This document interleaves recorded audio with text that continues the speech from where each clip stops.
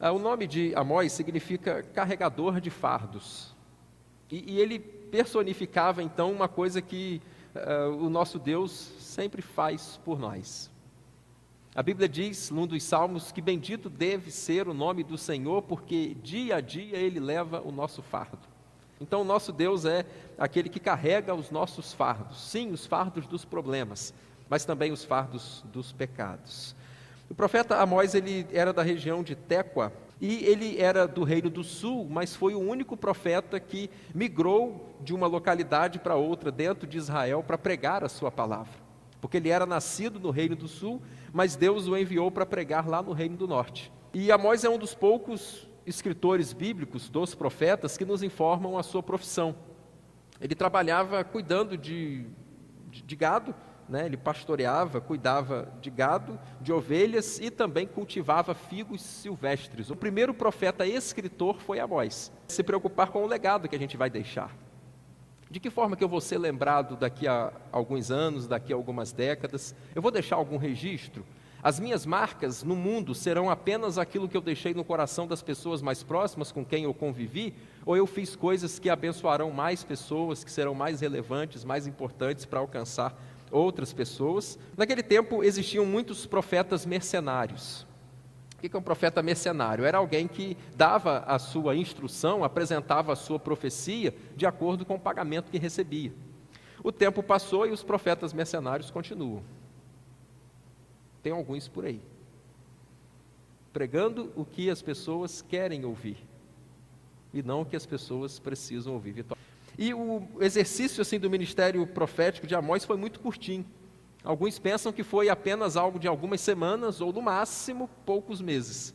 Isso aconteceu lá pelo ano 762 a.C., dá para precisar bem isso, porque ele lá no primeiro versículo diz que ele profetizou no tempo de Uzias como rei de Judá, de Jeroboão II como rei de Israel, e 2 anos depois do terremoto.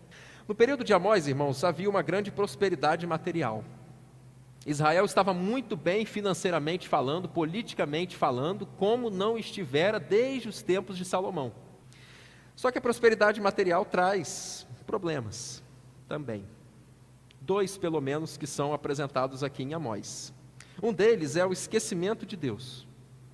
E o outro é a prática da injustiça social. Esquecimento de Deus. A pessoa, quanto mais rica, mais cheia de si ela se acha, e menos de Deus ela acha que precisa. É enorme de injustiça social, porque boa parte daquela riqueza era adquirida de forma ilícita, de jeito ilegal. Havia naquele tempo muito suborno, havia muita corrupção, havia impostos altíssimos, havia muita fraude, havia tudo que a gente vê por aí hoje. A Bíblia diz no texto de Amós que os juízes naquele período davam as suas sentenças em troca de um par de sandálias. Os pobres eram muito oprimidos pelos ricos. E aí Deus chama esse profeta, manda ele viajar alguns quilômetros para ir lá confrontar esse tipo de coisa. Porque o pobre não pode ficar mais pobre. Porque o rico não pode explorar o pobre. A Bíblia, especialmente no Pentateuco, tem inúmeras leis em favor dos pobres. Então, se existe alguém assim preocupado com a injustiça social e desagradado com o que anda acontecendo de opressão dos ricos para com os pobres, esse alguém é Deus. E aí Amós confronta então, ele é conhecido como o profeta da justiça social. É aquele que prega a igualdade, é aquele que prega a equidade, é aquele que prega a justiça. Mas Amós não foi ouvido. Não foi ouvido, porque ele profetizou em 762, como eu disse, e exatamente 40 anos depois, e na Bíblia 40 anos é a representação de uma geração, exatamente uma geração depois, em 722, Israel foi destruída pela Assíria, que a conquistou naquela ocasião. Como é que Amós é dividido? Uma divisão muito bonitinha, bem feitinha, né? São em 5 partes. A primeira parte são os 2 primeiros versículos só, em que nós encontramos a apresentação de Amós.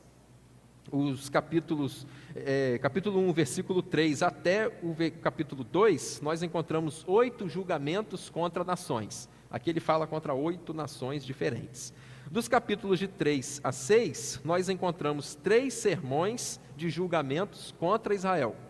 Os capítulos de 7 até o 9, versículo 10 do capítulo 9, nós encontramos 5 visões de julgamentos contra Israel. E os 5 últimos versículos, portanto, capítulo 9, dos versículos de 11 a 15, nós encontramos 5 promessas de restauração de Israel. Arrumadinho. O texto é arrumadinho, é bem feitinho. Agora, o que a gente pode explorar a mais de Amós para nós? Vamos lá. Primeira coisa é a seguinte: todo pecado traz consequência. E aí um recurso de linguagem que Amós usa no primeiro capítulo e no segundo também, é uma expressão que ele usa o seguinte: por 3 transgressões e por 4 eu não tirarei o castigo. Vai num restaurante, pede de tudo sem olhar o valor naquela tabelinha no cardápio que vem. A gente só escolhe tudo que a gente quer, esbanja, come tudo que quer, faz tudo que quer. Só que antes de sair dali você tem que pagar a conta. Aí quem quer comer tudo que quiser sem olhar as consequências, tem que pagar depois, tem que se apertar depois, tem que sofrer depois, mas tem que pagar. Fez, comeu, tem que pagar. Então, o pecado e sofrimento são 2 lados de uma mesma moeda. Andarão 2 juntos se não estiverem de acordo? Uma pergunta clássica, que a resposta todos nós sabemos. Se 2 não concordarem com uma coisa, não vão caminhar junto não, ou se caminhar vai ser briga o tempo todo, vai ser guerra o tempo todo. É importante a gente entender e lembrar que a questão aqui não é a gente pensar igualzinho em tudo, porque isso é ser uniforme. Mas a Bíblia não fala de uniformidade, a Bíblia fala de unidade. Unidade não quer dizer ser igual, unidade quer dizer estar junto mesmo sendo diferente. Outra coisa, é importante e necessário a gente se preparar para o encontro com Deus. É conhecido Amós 4,12, que fala: prepara-te, ó Israel, para te encontrares com o teu Deus. Você tem um encontro marcado com Deus. Que dia? Não sei. Que horas? Muito menos. Mas eu tenho certeza que você tem um encontro marcado com Deus. E nesse encontro eu vou fazer o quê? Você vai prestar contas. De quê? De tudo. Até do que eu pensei? Sim. E do que eu fiz de errado? Ó. E de sentimentos inadequados que eu guardei no coração? Também, meu querido. De tudo. Prestar contas de tudo. Cultos hipócritas. No capítulo 5, ele traz a seguinte questão. Deus afirma o seguinte: eu não aguento mais o barulho das músicas de vocês. Essas reuniões que vocês fazem, essas assembleias, esses sacrifícios que vocês me oferecem, eu não suporto. Culto, irmão, culto, irmã, culto, meu amigo que nos visita, tem que ser a expressão do que foi a nossa semana. Que achamos que frequentar culto domingo é suficiente, nos dá crédito para fazer tudo o que a gente quiser no restante da semana. Não é assim. Os cultos não podem ser hipócritas, têm que ser vivos, têm que ser coerentes com a nossa semana. É a que Deus tem um prumo. Prumo você sabe o que é, né? Um instrumento usado na construção civil. E aí Amós diz: olha, Deus tem um prumo na sua mão. E ele tem uma medida, ele tem um padrão. E aí eu estou aqui, aí Deus vem e coloca o prumo aqui, ó, no meu ombro. O prumo tem que bater.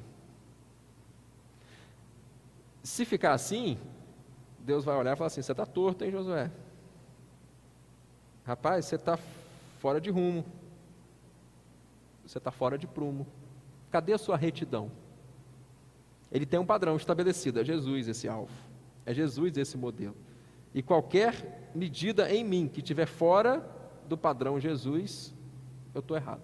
O texto Amós 8,11 é muito chocante. Ele diz assim: eis que vem dias, diz o Senhor, em que enviarei fome e sede sobre a terra. Não fome de pão e nem sede de água, mas de ouvir a palavra do Senhor. Chegarão dias em que as pessoas terão fome e sede da palavra de Deus. Chegarão não? Chegaram. Esses dias chegaram. Porque tem muito por aí, coisa que não alimenta, coisa só que engana. E aí os dias de fome e sede da palavra existem. Paulo diz que um dos sinais dos últimos tempos é que as pessoas correrão atrás da sã doutrina e sentirão coceira nos ouvidos, atrás de ouvir o evangelho verdadeiro. Eu queria dizer que Amós foi citado no Novo Testamento por Estevão, no seu sermão, lembrando que Estevão foi o primeiro mártir do cristianismo. Tiago, no famoso concílio de Jerusalém, lá em Atos 15, uma reunião em que tinha nada menos do que Pedro, Paulo presentes, do que os presbíteros, do que João, é Tiago que está dirigindo. E Tiago cita na sua argumentação um texto tirado de Amós. Mas Jesus aparece aqui numa referência que existe lá no capítulo 9, versículo 11, que diz que haverá um restaurador de Israel, alguém que levantará o tabernáculo caído de Davi. Mas chegará o tempo ainda em que o tabernáculo, a nação de Israel, o reinado de Davi ou de um descendente de Davi será restabelecido. E isso não se cumprirá em outra pessoa a não ser Jesus, porque ele vem para restaurar o tabernáculo caído de Davi.